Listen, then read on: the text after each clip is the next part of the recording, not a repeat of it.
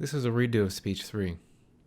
I used the filler word really hardly and waited behind it for quite a while.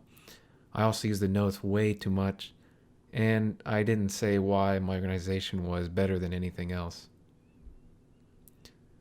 According to Dr. Alicia Coleman Jensen and several others in 2014, Americans were about 14% food insecure, which translates to about 45 million.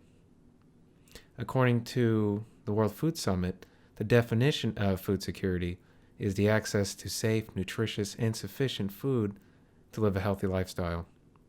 Unfortunately, the United States does not fit this description. Without proper food, you do not get the proper nutrition. So today I'm going to talk about the issues of hunger in America, its causes, and what you can do to fix it.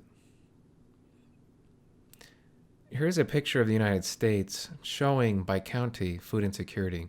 The darker the green, the more food insecure the county is.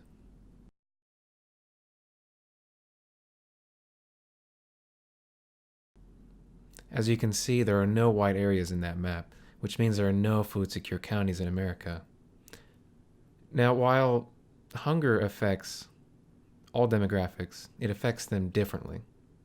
Imagine being a parent raising children at the poverty line. You have to make sacrifices every day to either keep or have shelter as opposed to food. Shelter is an easier choice because they'd rather have a place to live than something in their belly. As a result, the children do not get the food they need to become healthy and well-functioning adults. And that doesn't help anybody because children are our future. So what are the causes? Well, it's mainly poverty and sacrifice. For a family, it's between shelter and food. And according to the United States Census Bureau in 2014, there were about 14.8% families that were in poverty. And compare that to the 14% that were food insecure, those numbers are very close together. For seniors, it's medication and food. They'd rather take the medication than have food.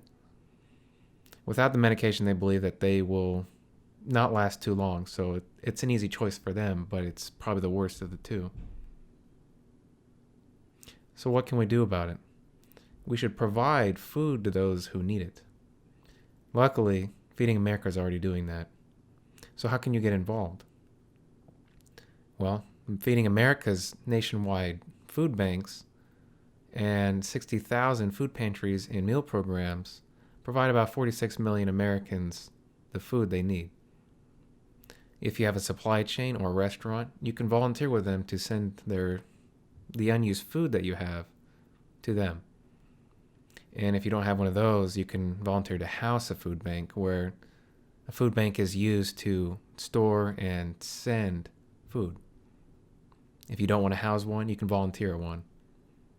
Here's a picture showing what it'll look like if you volunteer at a food bank.